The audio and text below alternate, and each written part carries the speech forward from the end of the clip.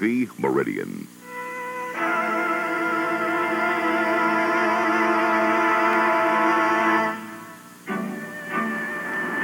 New York City's famed Wall Street. For 200 years, the chance to make a fortune here has attracted almost every conceivable kind of character. But among them all, there has never been anyone quite like Hetty Green. They called her the Witch of Wall Street. Exactly how she earned her rather ominous title, as well as a fortune that made her the richest woman in America, well, that will be the first stop on our journey into the strange, the bizarre, the unexpected. See a yogi swallow a 15-foot bandage to clean his stomach. Unearth a body in Korea to honor the bones of the dead. Go aboard a gigantic floating city off the coast of Japan. Ford a river with a panic-stricken herd of wildebeests. Take a tour of the White House in Osaka, Japan. Examine a house of worship made entirely of mud. Learn how the Japanese decide who gets buried in crowded graveyards. Get into the middle of a massive display of precision gymnastics. Delve into the mysterious impulses guiding an army of red crabs. Visit an outrageous monument to eccentricity built by a millionaire. See how modern Frenchmen transform ancient caves into low-rent apartments. Join a nomadic tribe on a perilous trek across a treacherous mountain range. The strange, the bizarre, the unexpected. These are the kinds of subjects a man named Robert L. Ripley challenged us to believe it or not. Lower Manhattan, Wall Street, where the money is. Fortunes are made and lost every day in exchanges like this. It was in the latter years of the 19th century that Hetty Green, the Witch of Wall Street, made her dominating presence felt here. Descended from old New England stock that traced its lineage back to the Mayflower, Hetty inherited a modest fortune from her family. She began to invest with uncanny insight, making her way to stratospheric wealth. But she was so cheap that when she was finished with her newspaper, she thought nothing of carefully refolding it and then trying to resell it to the next passerby. It was difficult for Hetty to throw anything away.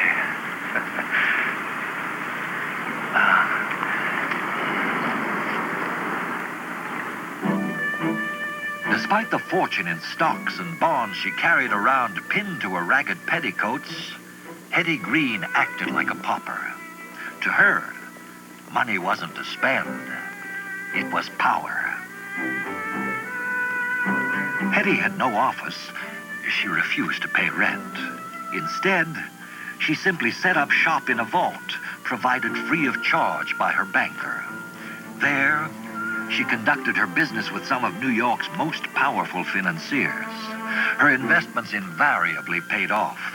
And for bankers, that's all that mattered. What she lacked in social graces, she made up for in financial genius. For Hetty Green, money didn't buy happiness. Money was happiness. And to keep it away from the tax collector, she hid out by constantly moving from one boarding house to another. While she slept, she protected her assets by rigging up an ingenious and potentially lethal burglar alarm. A pistol attached to the door with a string. Visitors were definitely not welcome. In money matters, however, Hetty rarely missed. Hetty seemed to possess an almost mysterious foresight and was able to multiply her wealth with every swing of fortune. But it wasn't just her striking financial acumen or bizarre appearance that led people to call Hetty the Witch of Wall Street. Once, she sought free medical treatment for her young son, Edward, who had injured his leg in a sledding accident. When the doctor asked for payment, Hetty, indignant, stormed out, the boy in tow. She proceeded to treat him herself with tragic consequences. Eventually, his leg had to be amputated. It was her son's home, however, that sheltered Hetty during her final days. Edward remained at her side, protecting her from the knowledge that the maids in attendance were actually nurses. He and his sister were sure that she would dismiss the nurses if she knew what they were costing. In the end, such kindness was repaid. Hetty left virtually all of her vast fortune to her son and daughter. At her death, in 1916, the total value of Hetty Green's fortune exceeded $100 million. And in that time of minimal income taxes, $100 million was still worth $100 million. Today, an equivalent fortune would have to be figured at nearly $1 billion. But an entire lifetime of struggle and sacrifice devoted to nothing more than the accumulation of pure wealth. Well, perhaps it's not for us to pass judgment on Hetty Green. The final settling of accounts, after all is done, elsewhere.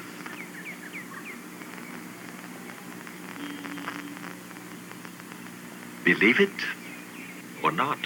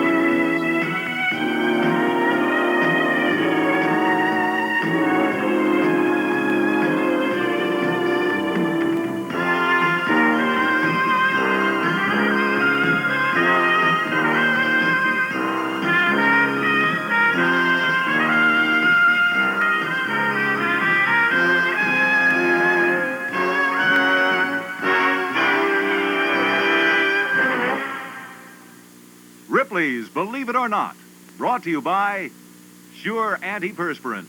You can raise your hand if you're sure, because Sure Antiperspirant has enough powerful protection to help you stay dry all day long. Raise your hand. You got it. Raise your hand. You know it. You feel confident, secure. Raise your hand. You feel dry now. Raise your hand. You know why now. Raise your hand if you're sure. You've got it. That Sure, secure, confident feeling. Because each Sure gives you enough protection to help feel dry all day. Confident, confident, dry and secure. Raise your hand. Raise your hand if you're sure. An hour from now, there'll be 50,000 fans here, eating, drinking, cheering, and groaning. Some of those fans will leave here not feeling so well. Whether it's heartburn, upset stomach, even diarrhea, they can all take one remarkable medicine for relief. Pepto-Bismol. As it coats, Pepto-Bismol relieves what's wrong, relieves it, then leaves a protective coating behind. Pepto-Bismol. For most common stomach discomforts, the one that coats is the only one you need.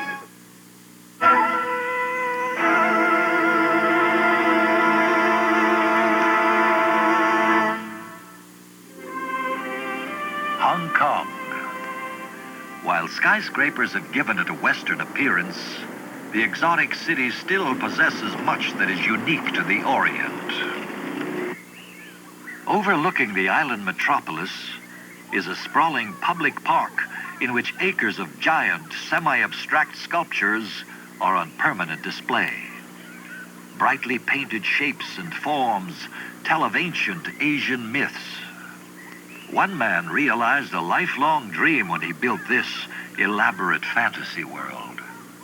It's called the Tiger Balm Garden, and it's the creation of a wealthy eccentric, Ah Boon Ha. Before the turn of the century, while he was still a child, Ah Boon Ha wanted to play in a public park in his native Rangoon. But the park was closed to him. It could only be used by Europeans, not Asians. He never forgot the incident. Abu-n-Ha grew up to invent a liniment called Tiger Balm. It's still used today, not only in the Orient, but throughout the world by people who believe it's good for almost anything that ails you. Abu-n-Ha became a millionaire several times over. And then, in 1935, he built a park that anyone could enter whenever they wanted to. In fact, he built two of them. One is in Singapore, and this is the other. Rambling over 8 acres of very valuable Hong Kong real estate. For Abu-n-Ha, the cost was incidental. Like so many people, he simply had a desire to do something different, the common cause for many of the world's more unusual achievements.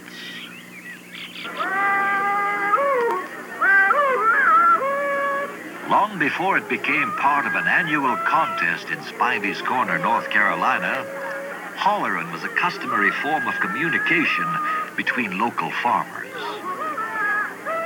A neighbor often greets a friend with a "Good morning" holler across the tobacco fields. If he sees or hears a rattlesnake, he most likely will send out a warning holler.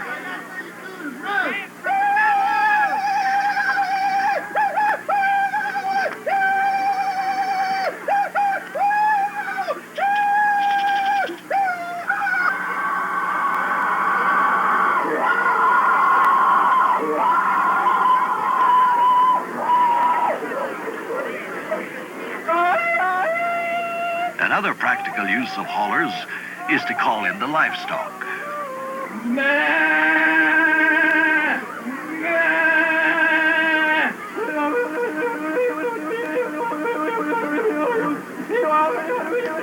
Some hollers may seem obscure to all but the caller himself. This year's winner, in fact, claimed his holler didn't mean anything, but it did get everyone's attention.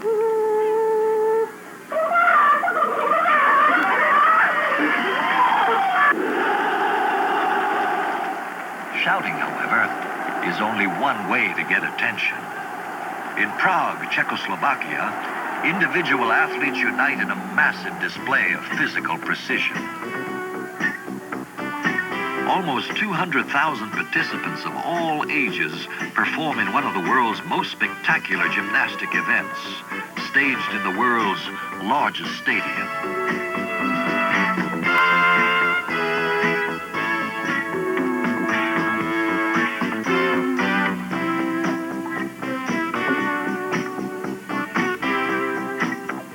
To participate in this colorful 4-day event is an honor.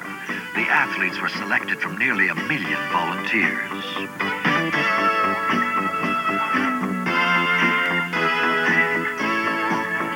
Thousands of athletes from throughout the country perform in perfect harmony, although they've had only 3 days together to rehearse the complex movements.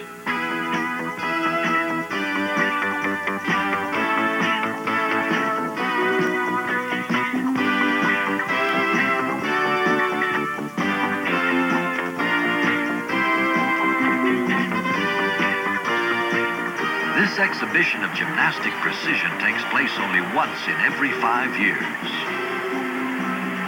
More unusual events, however, are commonplace among yogi practitioners in India. Here a yogi executes Vastradoti, the cleansing of the stomach. With a method perfected only after years of practice, he is able to swallow nearly 15 feet of sterilized gauze, an act that would choke most people.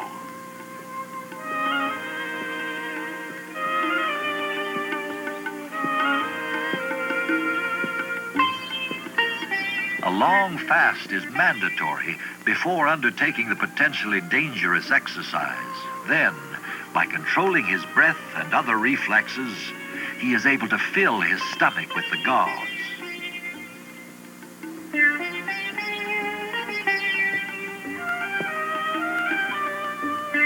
By rhythmic movement of his abdomen, he rubs his stomach clean with the material. Then, very carefully, He removes the cloth.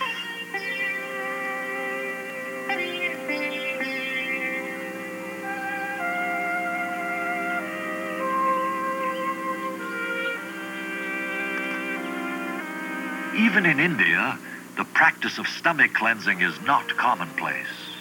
It is as unique in its way as the artistic creations that once were a landmark in the Mojave Desert of California. For a number of years, a display of strange, fantastic figures caused tourists to stop, look, and be delighted. The place was named Possum Trot by its owners, Calvin and Ruby Black. Calvin had been a woodcarver for carnivals much of his life, but not until he settled here did he fulfill his real ambition to surround himself with a world of meticulously crafted lifelike dolls, all female. He engineered many of them to be animated by the wind. For 50 cents, a tourist could visit his birdcage theater to look, not to buy. None of his 70 redwood and pine creations were for sale.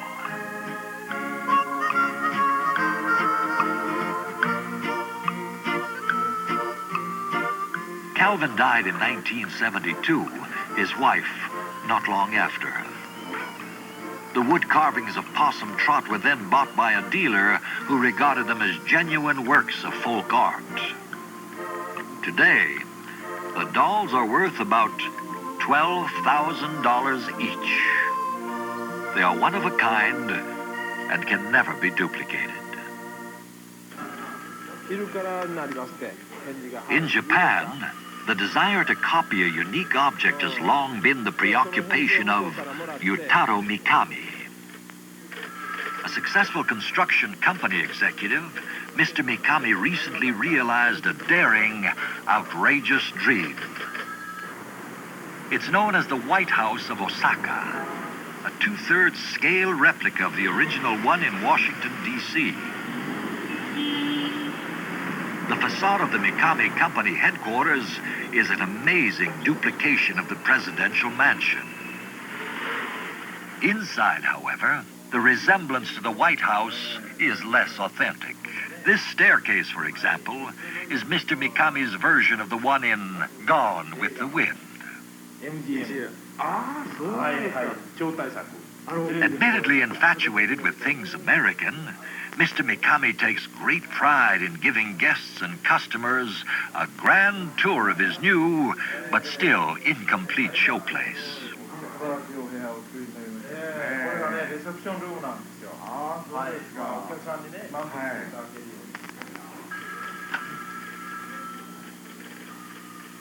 Work still continues in the Oval Office, especially on the centerpiece desk, to be an accurate copy of the one in Washington.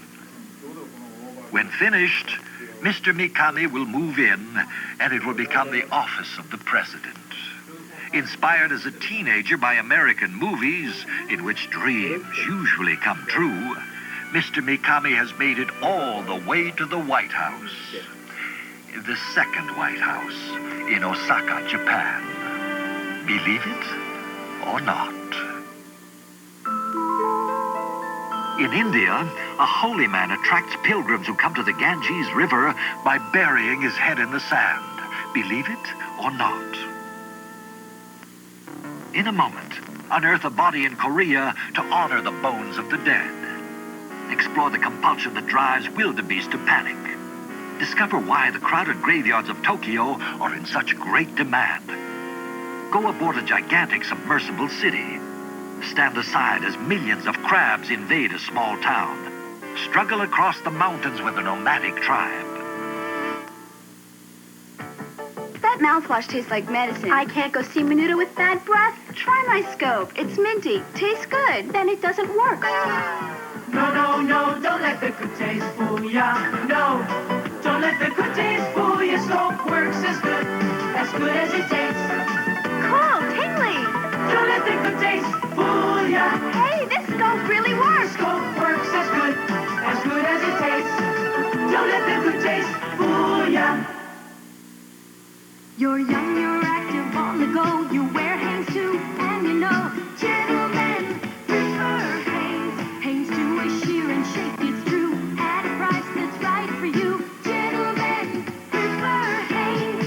Out of the package, the leading brand looks like this. Hanes Chew like this. You choose. Times have changed, but one thing's true. Looking good feels nice to you.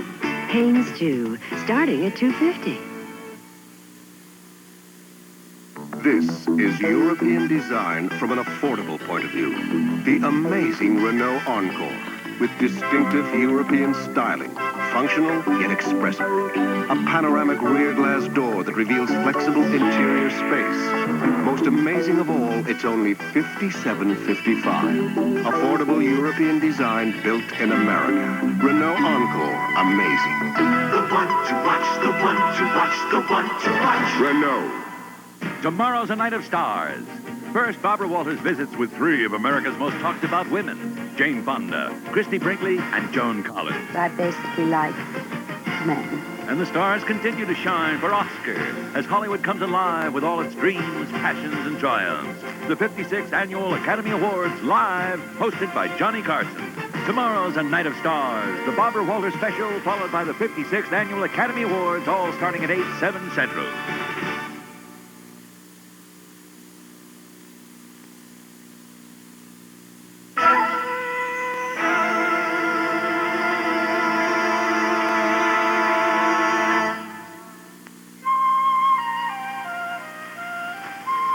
These trees are covered with swarms of living leaves. Millions of monarch butterflies. Every autumn, they arrive from afar to cluster together and then carry on their miraculous life cycle throughout the winter. The migration of the monarch is one of those remarkable facts of nature that seem impossible. Each butterfly has a wingspan of about 2 inches. Yet it can, and does, fly over 2,000 miles in a non-stop instinctive journey all the way from Canada to where we are now, Santa Cruz, California. Several generations of monarchs will be born here by springtime. Then, amazingly, the fragile butterflies will return to Canada, sometimes flying at speeds of 30 miles an hour. The departure date will be dictated by some mysterious biological compulsion, a compulsion shared by many creatures on Earth. The life of the wildebeest is one of continuous migration, a constant quest for fresh grazing lands. The large herd has depleted this plain in Kenya, so it must move on, even though it faces a formidable obstacle. The wildebeest must forge the raging deep waters of the Mara River if they are to survive. They're poor swimmers, but they're driven on by an irresistible collective urge.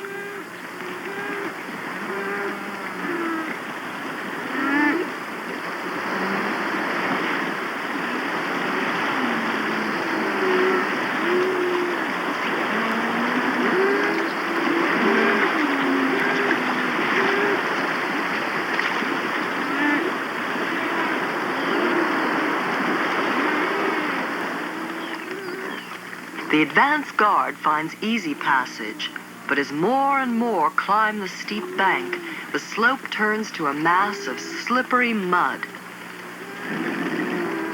Soon, the steady flow from water to land turns to chaos. Hundreds of animals scramble to find new routes to safety. The panic-stricken wildebeest begin to fight among themselves.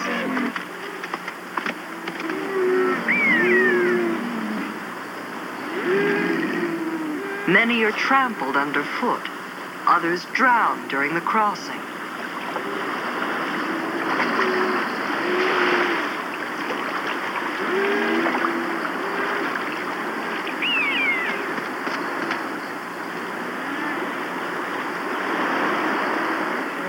Despite this carnage, the wildebeest population has expanded over the years from about 200,000 in the 1960s to a present count of more than 2 million. For the moment, the herd is at rest, yet the migration is not over. Their movement will continue, dictated by hunger. A more mysterious force, however, is at work here on Christmas Island. in the Indian Ocean. Adult red crabs with bodies about 4 inches in diameter will take 2 weeks to wend their way to an area predetermined for the mating and spawning process.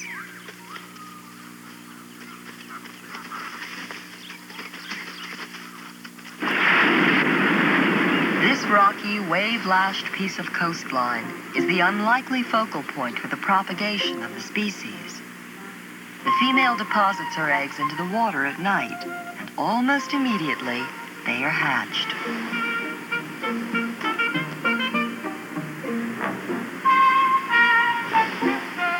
Millions of baby crabs the size of peas must now make their way back to the rainforest, led by adult males. The most direct route is through the main town of Christmas Island.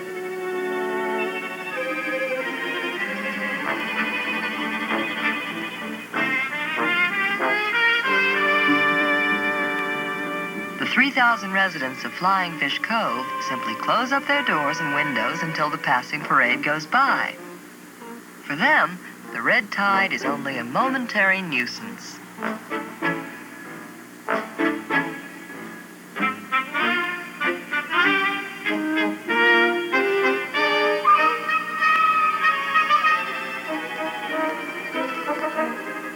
If deprived of water for too long, the crabs will die. Their goal is to reach the life-giving moisture of the rainforest. Not all of them will make it. The continuation of the species will be assured, however, if only 1 in 1,000 survives. In nature, such struggles for survival are guided by instinct. In the high plains of Kyrgyzstan, the nomadic Bakhtiari people are driven by the hard-won knowledge that they must move on or die. Each spring, when the grass in local pastures is exhausted, the tribes gather up their flocks to begin a remarkable journey. For the people to survive, the sheep must survive. And in the summer, the only grass is 250 treacherous miles away, across 6 mountain ranges. To guide them, they rely on the experience of a chieftain who for 30 years has led the way. In over 2 centuries, however, no one has yet found an easy way to cross ancient Persia's rugged Zagros mountain range while herding over 1 million sheep.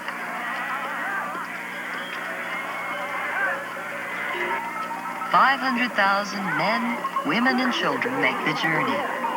For them, it's part of a natural rhythm, as easily accepted as the constant threat of accidental death.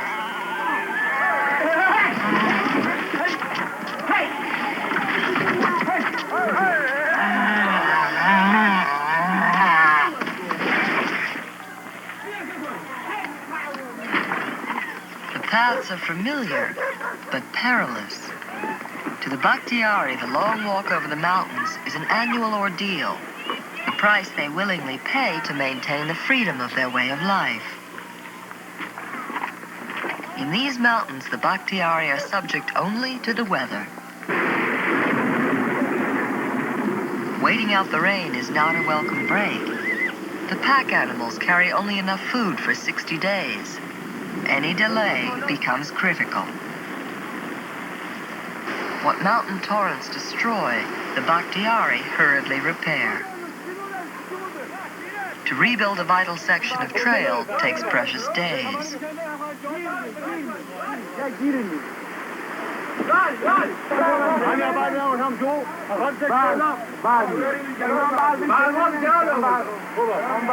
Once a new path is made, they continue their race to reach new pastures before their food runs out.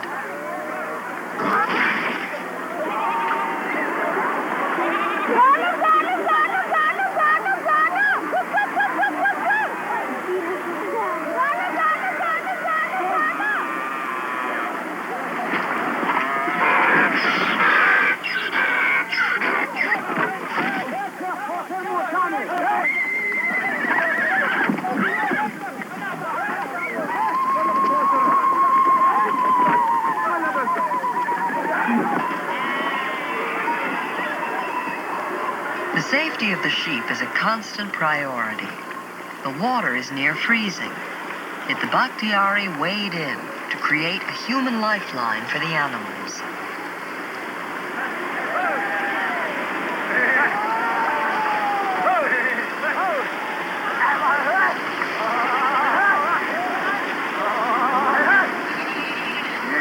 The combined effect of exertion and thin mountain air causes one of the men to collapse. For a moment, the sheep are forgotten, and then suddenly remembered.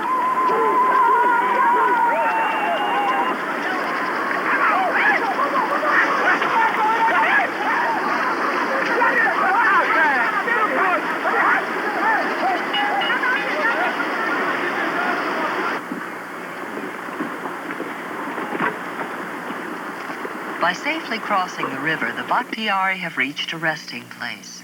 For a few days, they will recuperate in camp, gathering their strength for the assault on the final 15,000-foot-high barrier. At this altitude, they must get across the summit during daylight hours. Neither they nor their livestock could survive a night in the high winds and freezing temperatures.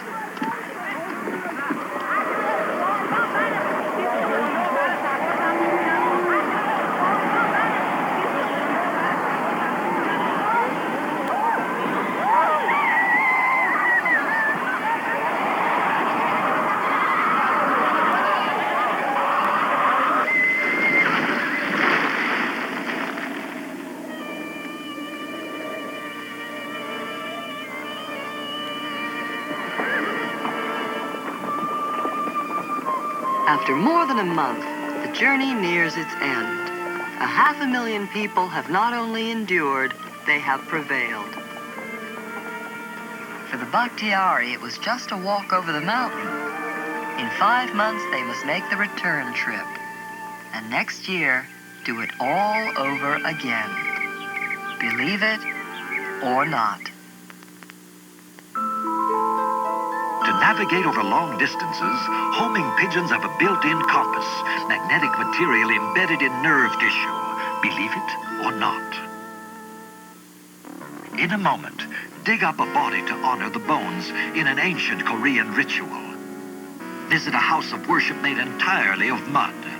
Learn how the Japanese decide who gets buried in crowded Tokyo graveyards. Watch as an instant home is built in a single day. Nice looking salad you got there. Yeah? Know we can get a great new dressing for it?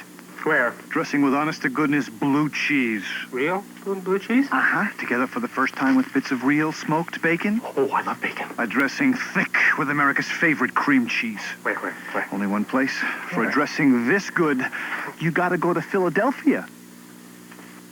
New Philadelphia brand blue cheese and bacon dressing. I think he, took me literally. Ooh. We just had to find a cheaper way to heat and cool our home. Then we heard about a system that uses a special pipe developed by Phillips Petroleum that circulates water below ground. The earth warms the water in the winter and cools it in the summer, so the system's heat pump works less. And our energy costs are cut up to 50%. Now, I don't have to buy gasoline at Phillips 66, but I do, because some of their ideas strike pretty close to home. Fine products for you and your car from Phillips Petroleum, the performance company. Tuesday. You wear a dress? Foul-ups from Smokey and the Bandit. Bleeps from Jaws. I don't know what to tell you. And blunders from T.J. Hooker. Then, a biting issue. What's in control here? Man versus woman on A.K.A. Pablo.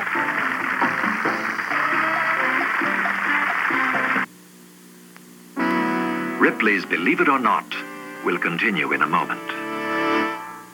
Tuesday. Jack plays a woman. Grandma Tipper. To win a fortune. Three's Company. Then a Hollywood party John Travolta is a star. has the girls shaping up. You're thinking fun. Tuesday, all starting at 9, 8 Central and Mountain. David Pearson won his first stock car race on a dirt track in South Carolina.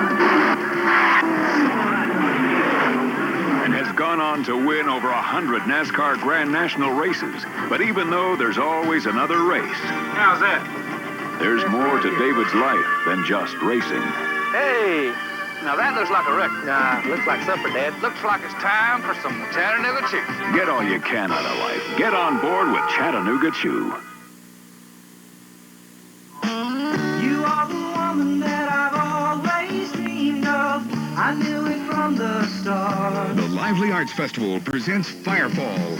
Just remember I love you. Firefall with Mac McAnally, Saturday night, April 14th in the Temple Theater. 2 shows, 6:40 and 9:15. That's a strange way to tell me you love me. Tickets are $5 and $7. Firefall and Mac McAnally, Saturday night, April 14th in the Temple, part of the Lively Arts Festival. WTOK TV, Meridian.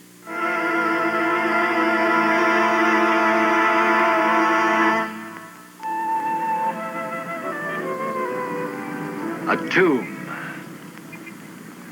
The final resting place.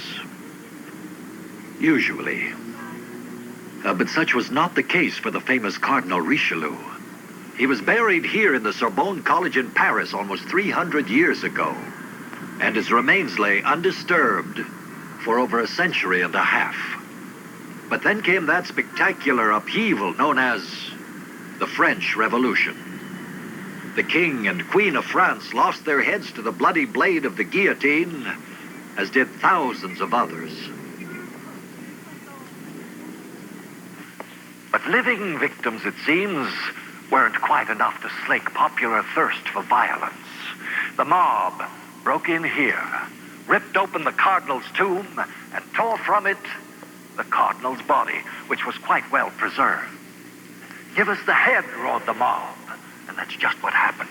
The cardinal's head was chopped from his body and thrown to the crowd. They laughed and tossed it about and finally threw it out into the street to the delight of a group of children playing there. They proceeded to use the cardinal's head as a football, kicking and passing it through the streets of Paris until it split in two. Some 70 years passed before the two halves were finally recovered and returned here. Unfortunately, there was no body to attach it to. Most of that had been dismembered by the mob, scattered, and irretrievably lost, except for one finger, the ring finger. It and the cardinal's head are about all that share this magnificent tomb now. But then, the most peculiar things sometimes happen to people once they are dead. Temporary tombs made of straw may seem an unusual way to honor the dead. In Korea, however, such structures permit the kin of the deceased to perform a double burial ceremony, one for the body, and then, 3 years later, another ritual for the reclaimed bones. It is an ancient rite called Cho-bu. The bones of the dead are carefully resurrected from a grave built above ground. The faithful believe that once free of earthly flesh, the deceased may more easily complete the journey to heaven.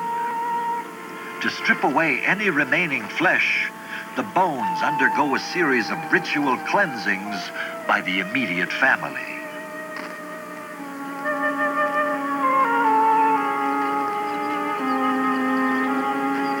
Once the gravesite is thoroughly searched and every bone recovered and cleaned, they are reassembled to create a complete skeleton.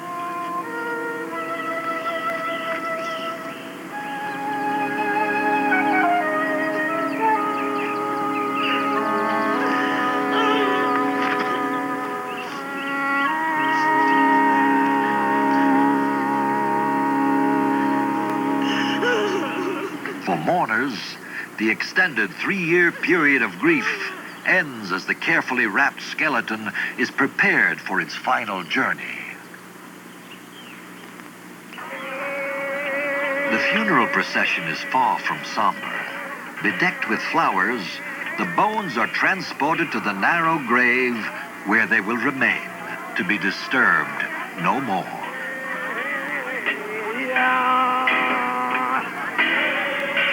Such double burials are rare in Korea now, practiced only in a few remote locations. For the faithful, however, The tradition assures the rise of the spirit to heaven as surely as smoke seeks the sky.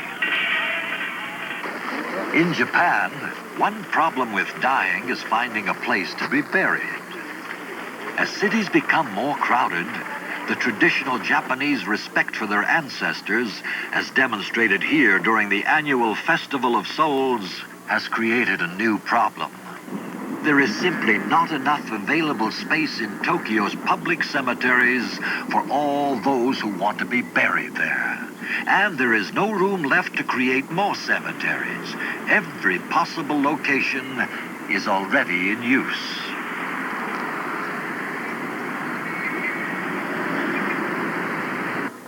To allocate what space there is, the government conducts an annual lottery. The luck of the draw determines who, among more than 10,000 applicants, will be allowed to purchase the available burial plots. Only slightly more than 1,000 are for sale each year. The demand is created by the desire of older people to be buried near their living relatives in Tokyo. Otherwise, the elderly fear their graves will not be visited frequently. For every winner, there are 9 losers. All, however, are more than willing to pay $600 for a plot close to home. For the aged, the problem is to survive, to try again next year. In New Orleans, a concern for the well-being of the deceased is on elaborate display at the Metairie Cemetery. Because of the generally swampy soil around the city, above-ground tombs have become a traditional way to pay last respects. It was not respect, however, that motivated the gentleman credited with the creation of this ornate burying ground. All this land was once the site of a famous racetrack and an exclusive jockey club. Back in the 1870s, one Charles T. Howard applied for membership and was refused. Or so the story goes. He had the money, but according to whispered gossip, he wasn't a member of the proper political party. He swore revenge. Someday, he said, I'll buy your damned racetrack and turn it into a cemetery. Eventually, it was Howard who helped form the syndicate that did exactly that. They bought the racetrack and the exclusive jockey club and transformed it all into this cemetery. And that is how Charles T. Howard finally gained permanent membership in Metairie. Believe it or not. In Mexico, skulls made of hard candy bearing the initials of the deceased are kept as sentimental souvenirs. Believe it or not. In a moment, go inside ancient caves transformed into modern apartments. Discover the beauty of a basic building material, mud. Find out how gigantic floating cities may solve Japan's housing shortage. I've got my hands full all day. That's why AT&T's evening special is a long-distance buy for me.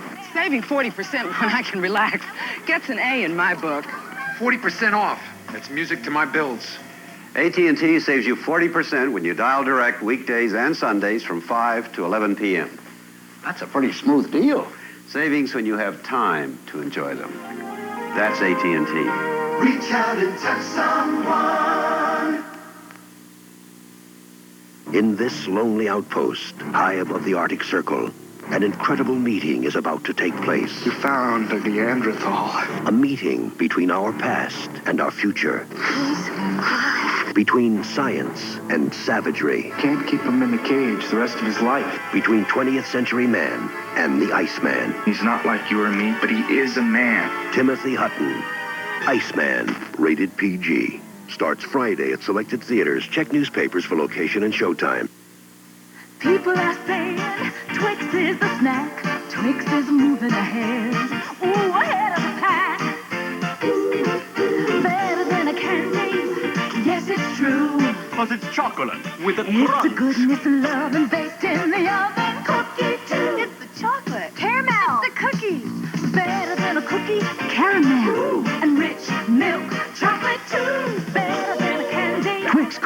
stars.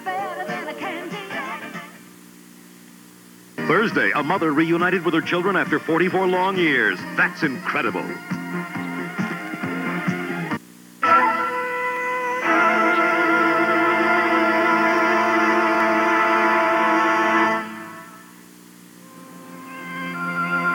Before this grand home was built near Natchez, Mississippi, a young lady, Miss Julia Augusta Williams, used to play on these tree-shaded slopes. Miss Julia married a wealthy gentleman named Dr. Haller Nutt. Dr. Nutt bought the property as a surprise for her, and together, in 1858, they set out to build their dream house. An 8-sided, 6-story high mansion, the likes of which had never been seen before in Mississippi. Construction began before the Civil War. Dr. Nutt was a planter, scientist, and a medical doctor whose father had made a fortune in the cotton business. He and Miss Julia hired the best architect, the famous Samuel Sloan of Philadelphia, to draw up the plans and provide the northern craftsmen to transform the drawings into reality. But a distant shot fired at Fort Sumter, South Carolina, put an end to Dr. Nutt's dream.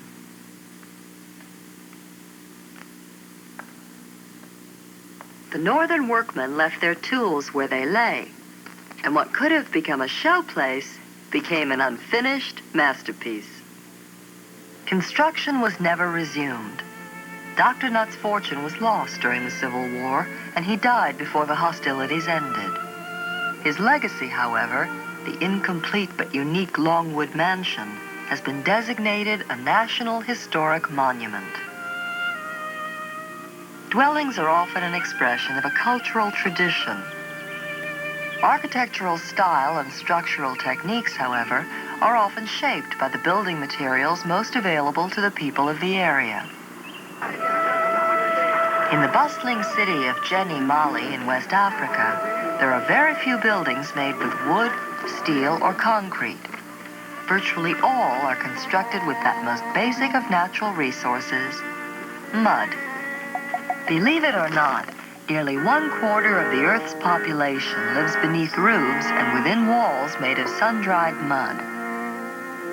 Before recorded history, desert peoples built with mud in ways that were practical, dependable, and could please the eye.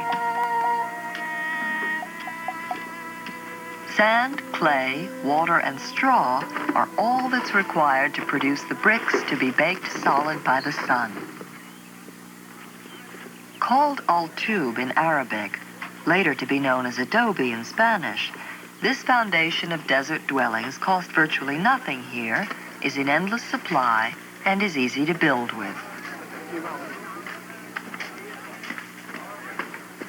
For the architect, its versatility allows a wide range of imaginative forms and designs.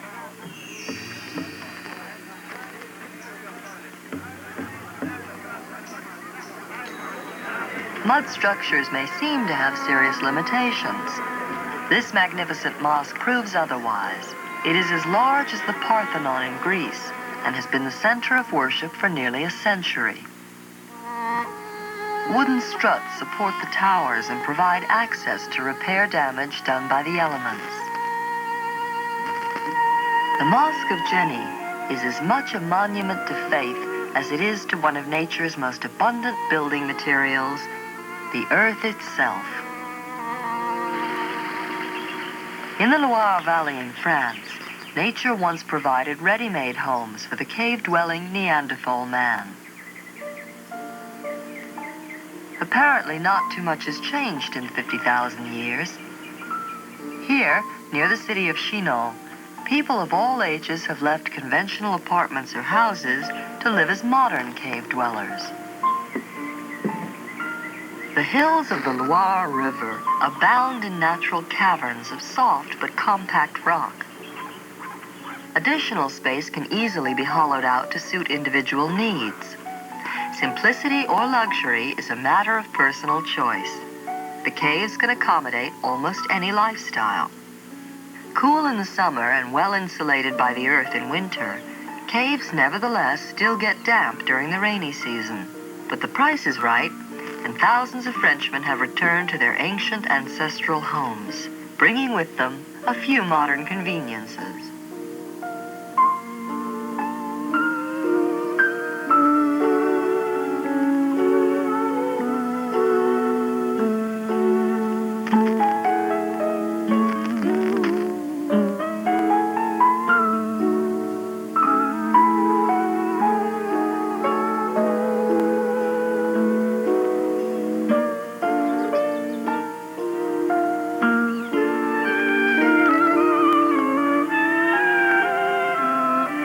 In France, setting up housekeeping in caves is becoming ever more popular, while in Japan, owning a man-made home is still the traditional priority.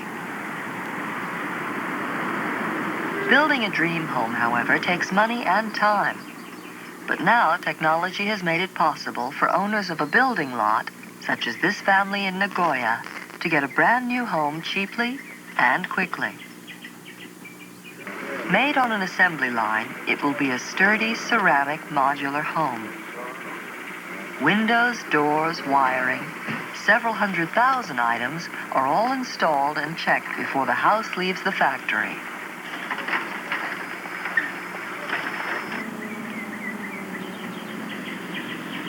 The modules are then trucked to the site, 6 workmen bolt them together, and the entire job is completed in a single day.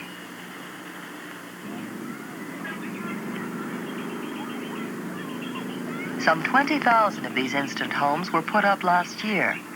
Space for new homes, however, is disappearing fast, and the Japanese have set out to meet the challenge. Looking to the future, they commissioned the building of this giant marine structure called Aquapolis. The first full-scale model of a floating city, it's intended as one solution to the world's growing housing and energy problems. Attached to the island of Okinawa for an industrial fair, its baseball field-sized deck above and spacious halls below have attracted millions of visitors, anxious to see what community living on the ocean might be like. In many ways, it resembles a conventional apartment building.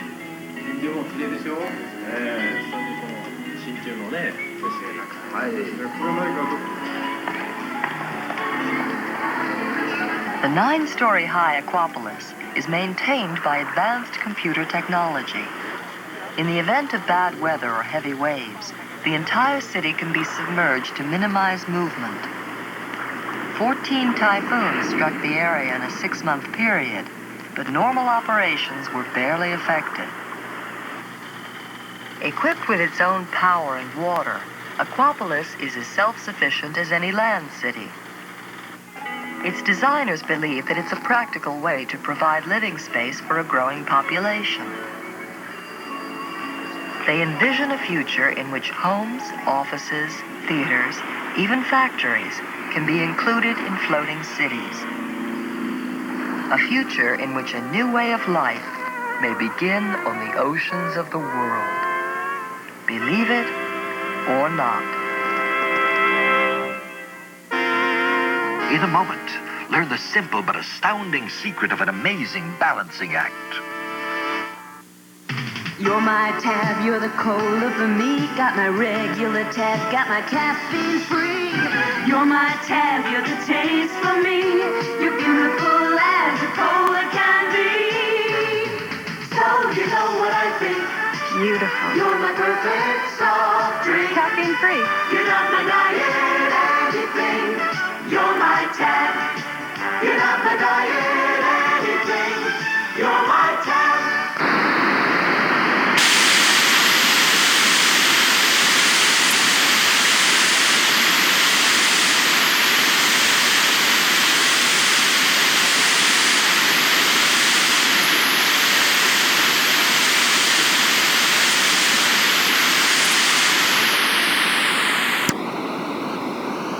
From tonight, a story so great, a film so magnificent, an experience for the entire family. Charlton Heston and Yul Brynner in Cecil B. DeMille's masterpiece, The 10 Commandments, at a special time, 7, 6 Central and Mountain. Back when I was a boy, growing up in Pennsylvania, simple objects like these were not only a way to get a job done, but were also a way to create our own entertainment. And that was back in the Stone Ages, before television.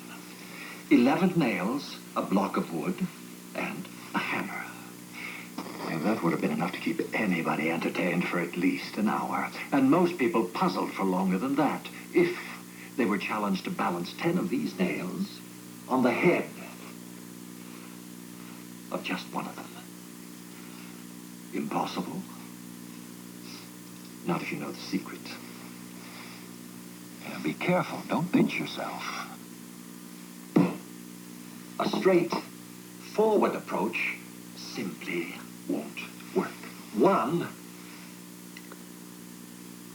is easy. 10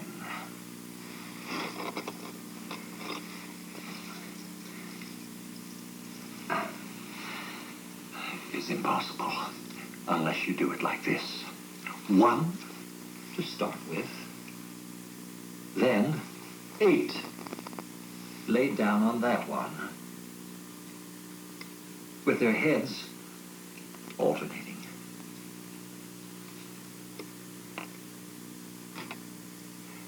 That makes 9. Then,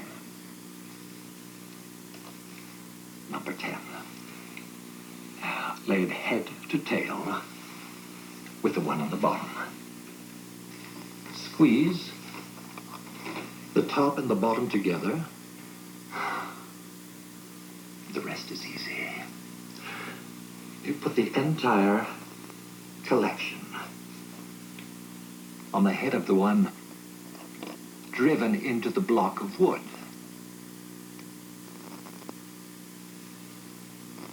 Like this. It's as easy as pinning a tail on a donkey. Believe it or not. This is Joan London. Tomorrow on Good Morning America, see how doctors and technologists... After Columbus